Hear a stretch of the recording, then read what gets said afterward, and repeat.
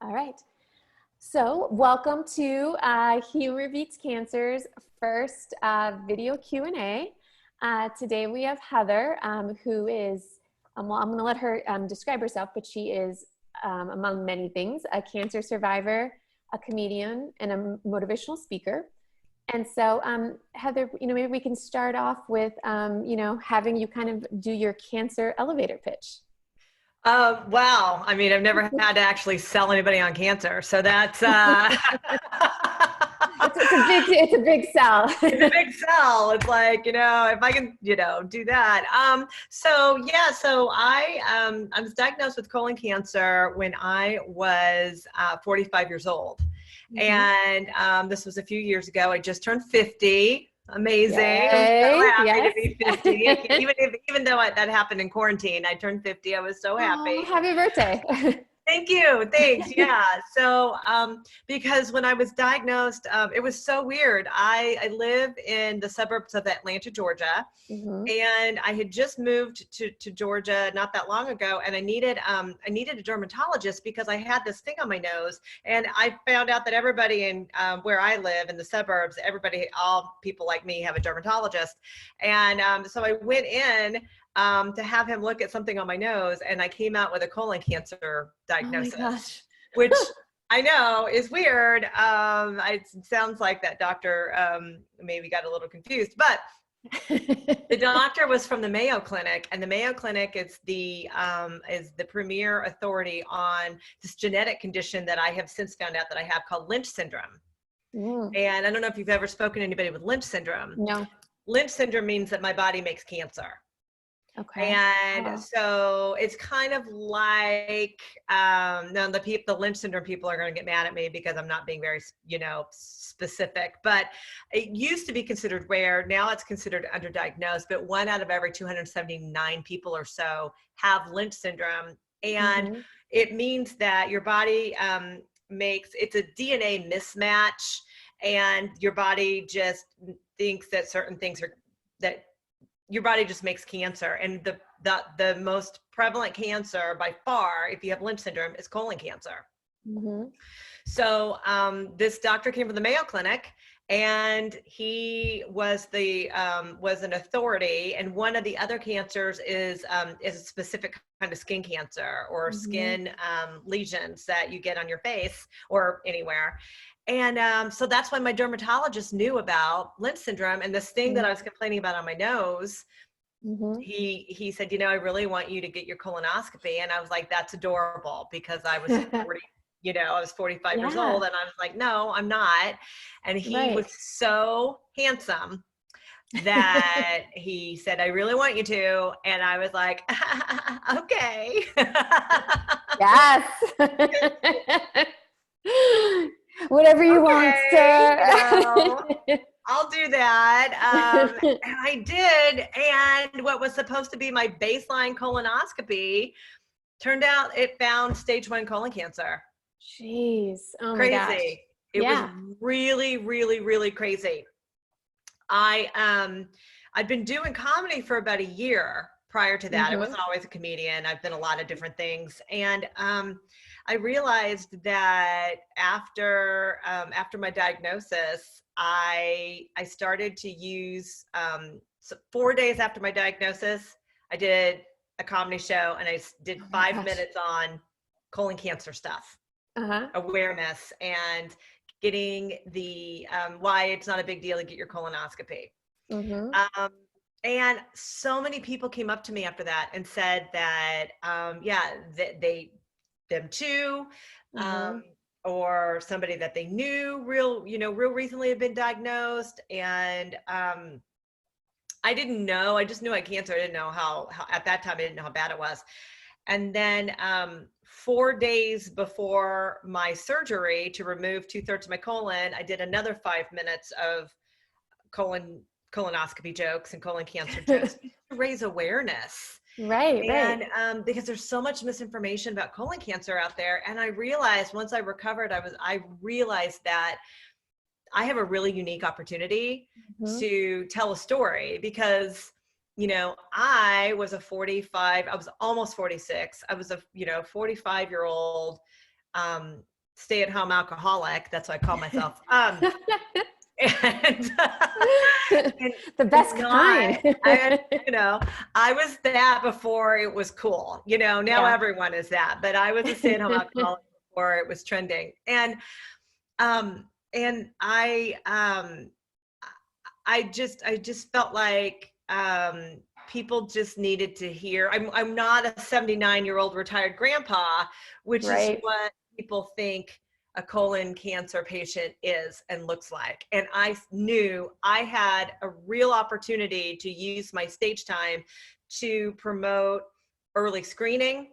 because at that time, getting your colonoscopy the baseline was 50 years old, unless you had certain criteria. And even with that criteria, I did not meet the standard. I was very lucky that I had a doctor who said, yeah, let's do this. And my insurance, company paid for it. I was very fortunate. And I also knew I had a real opportunity to talk to moms about Yep. putting themselves first. I mean, you And could even say that about women in general too. I mean, like, women in general, for sure. But yeah. as a mom, we'll make our kids appointments, we'll be on top of our husbands, and then we'll let things go. Right. We'd rather, bake cookies for the bake sale than take care of ourselves. And I'll tell you what inspired me is that I had most of my colon taken out. I recovered from that surgery. It was fine. I had stage 1 colon cancer. I didn't have to do any treatments. So all I had to do is just recover from, that surgery. And then I had to start meeting with my oncologist. And my oncologist said, listen, had we not caught this cancer right then and there, I didn't have any symptoms or anything. I really literally I was so lucky. And she said, you might have had 5 years to live. Jeez. And Doesn't that like blow your mind? Doesn't that just like blew blow my mind, because at 45 years old, I had a son who was 7 years old. Ugh, and all I could think about was, what would his next 5 years look like? He was 6 or 7, I forget. Math's hard for me, but he was little. He was in 1st grade. And I was like, what would his story look like? Right. Two things, if my dermatologist hadn't been so attractive. Yes. And something just told me, like, my dad had colon cancer, but he got it in his 60s. So, something just told me to do it, and I did it. And I just celebrated 50 years on this earth because I did it. And I've not been sick. I've had cancer. I've had it a few times actually, but I've always had an easy recovery, from the different cancers. Because of Lynch syndrome, the cancers tend to be in your abdominal area when you have Lynch syndrome. They can go in other places. So I've had bile duct cancer, stomach cancer, and a couple of bouts of skin cancer. But because I know I have it and I'm on top of it. Yep. I'm able, my doctors have caught every bout that I've had early. And so I'm the healthiest cancer survivor you'll ever see.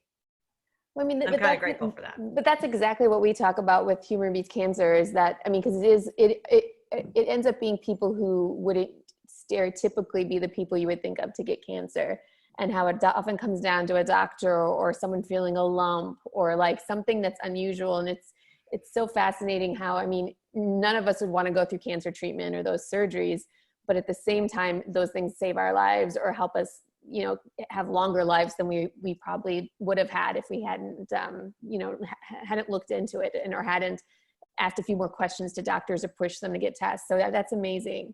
So what? Yeah. And, and nobody really wants, I mean, as a woman, we dread the mammogram, right? Right. Well, the guys dread the colonoscopy. Mm-hmm. And I am like, listen, and for the moms out there and the women out there, I'm like, listen, you'll lose 4 pounds just doing the prep. It's amazing.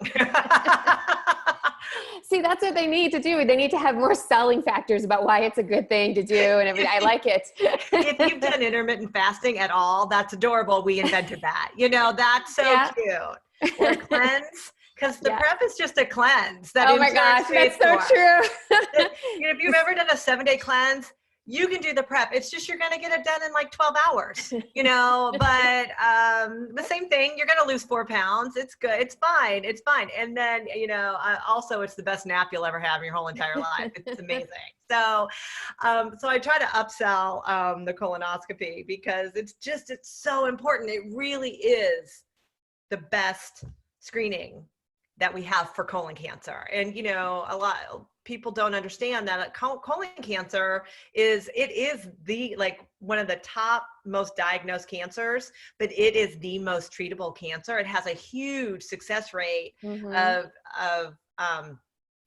being cured and not recurring if you catch it early. And the only way to do that is to drink the stuff, poop a lot, and go get a colonoscopy. It's that simple, really. So why has humor been, it sounds like humor really has worked to kind of open people's eyes to this. I mean, why has humor been your way in, I guess, to talking about this or connecting with other people on this topic? Well, that's just always how I've approached stuff anyway. Mm-hmm. I got so lucky. I mean, I don't know if, whatever, believe in God or the universe or whatever you believe in, honest to goodness, how amazing is it that a stand-up comedian got colon cancer? Because butt jokes and poop jokes are hilarious. It's true. I can't think of one good kidney cancer joke. I can't, It's true. It's true. It's not. And so humor is just kind of the way I've always just dealt with stuff. And I think it's because humor is a great way to talk about things that are hard to talk about and to hear things that are difficult to hear.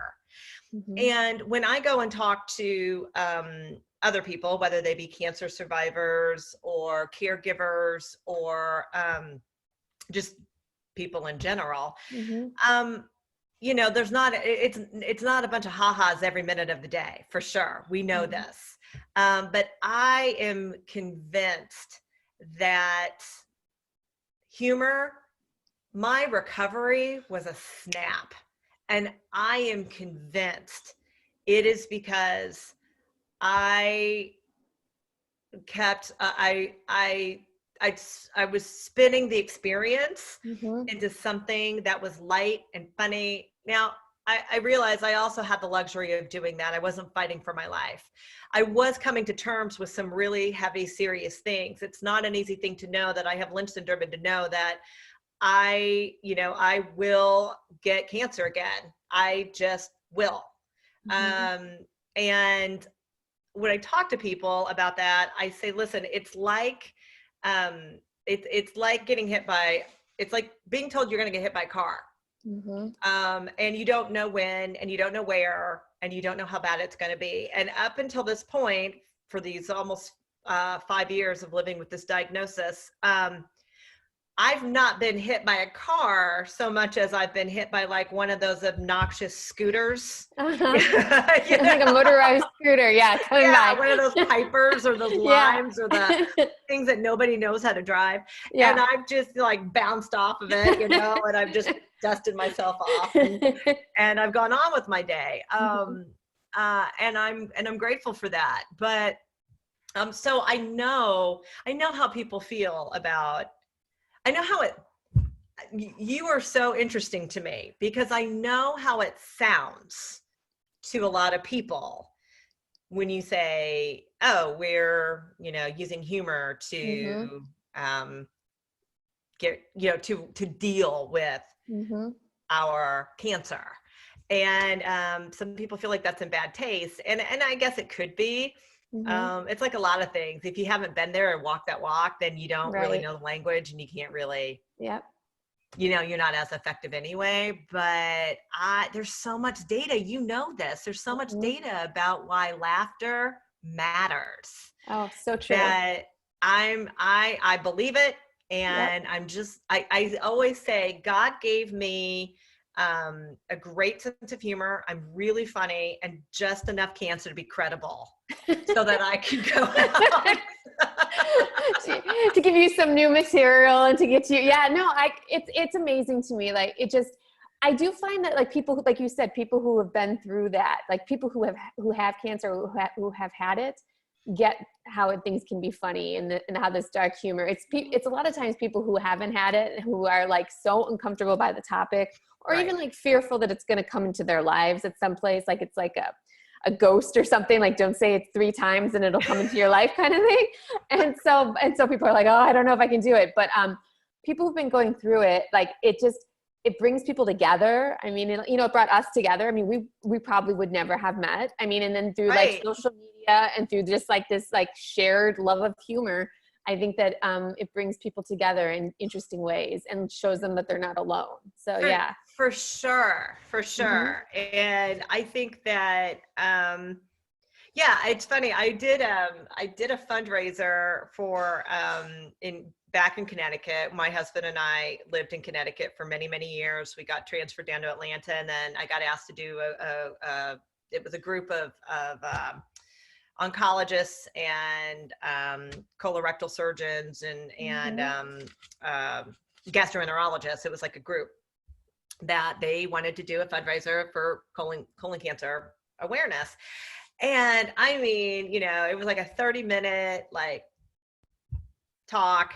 I try to approach those talks more like a stand-up show than a talk. Yeah. And like none of the doctors laughed. Like they did not laugh. Oh no. Oh no. And I was like, oh my gosh, and I think, I don't know, like, I'm like, you knew I was a stand-up comedian, like you Right. hired me. And, but the other people that were in the room that were like patients of these, doctors and their caregivers were cracking up, Yeah. and I was like, wow, I learned a lot. I was like, I would think doctors would need to laugh about it, but they just, in that particular case, they just didn't. That's interesting. It was So, very interesting.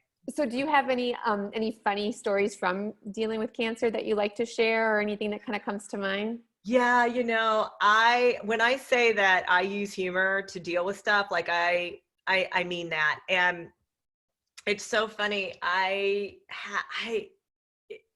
I've told this story so many times that sometimes I hear it in my head and I'm like, that really did happen. So what I'm about ready to tell Yeah. you really did happen. Mm-hmm. Okay.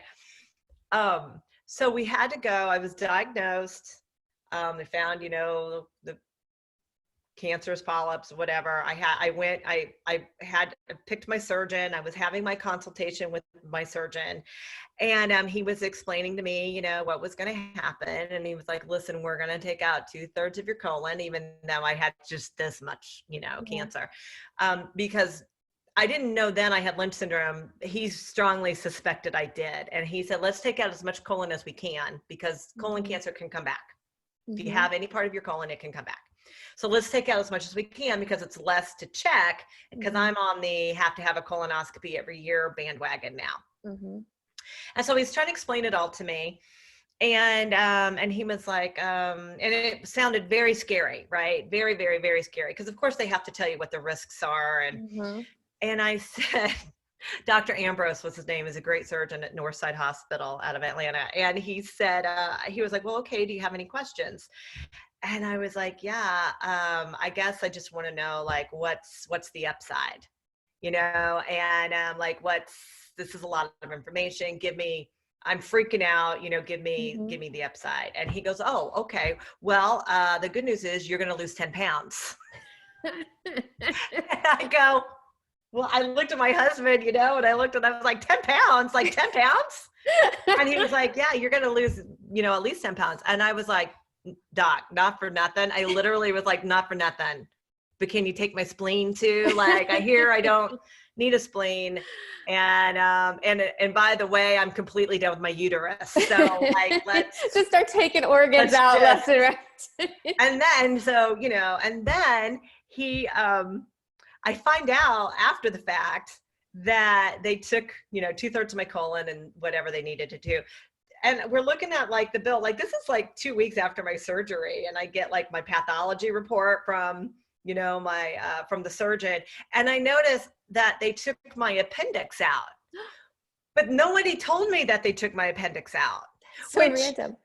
my mom was a nurse, and my mom was like, well, yeah, you don't need it. While they were there, they probably just, took it. But nobody told me that. Nobody told me that. And I was like, I said to my husband, and I'm like, well, did we have a Groupon? Because like, was there a BOGO happening? Because like, I got a twofer. So I probably lost like 10 point, 1 pounds. Go you. Well done. You gotta start somewhere. Yeah, exactly. I mean, everybody has a different type of diet. I mean, this is yours. I mean, this is mine. Yeah, and I like it. I know I'm going to go home and maybe see my ex-husband. I sign up for a colonoscopy because then I'm going to look a little thinner. Exactly. And, and it's all good. It's all good. I mean, you could put those photos next to each other before and after. Oh, believe me. I was just watching my set that I did, almost 5 years ago. And oh my God, I was so heavy. I was so heavy. And I'm like, I'm not that heavy now. I've done, I've also done a lot of work because, we'll do anything to stay cancer free.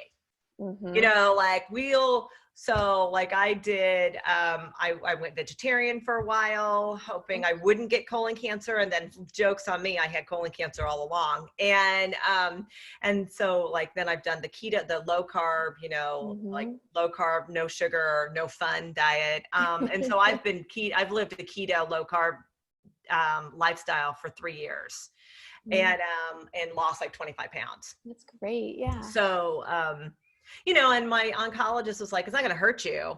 And, when, as you go into your next, whatever your next thing is, you want to be as healthy as you can possibly be. So, so that, so that's why that's why I do that. But yeah. So, I mean, I guess my last question would be, for anybody who's starting on this cancer journey and not seeing anything funny or doesn't, is looking for the humor. I mean, why is, in your perspective, why is humor such an important coping tool, to deal with cancer? I mean, I guess everybody's different and unique, and everybody's situation is different and unique, but why is, in your opinion, why has humor been such a good coping tool? Well, all I can do is speak to that based on my, my experience. And interestingly, my stepfather has very advanced prostate cancer right now. Sorry. And thank you. And this is a really weird, wacky time, for a family member to go through that, right? Because I can't be there. And so I for sure have had days when, I can't sit here and think of any funny thing. Not one funny thing to say about that.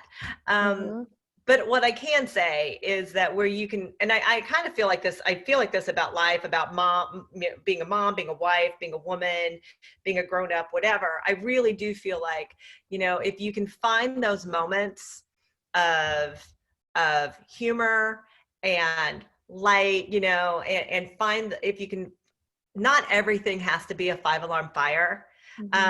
And so if you can find those moments of lightness and humor, and notwithstanding all the great benefits that laughing, physical benefits and stress relief and endorphins that kick in just from the act of laughing.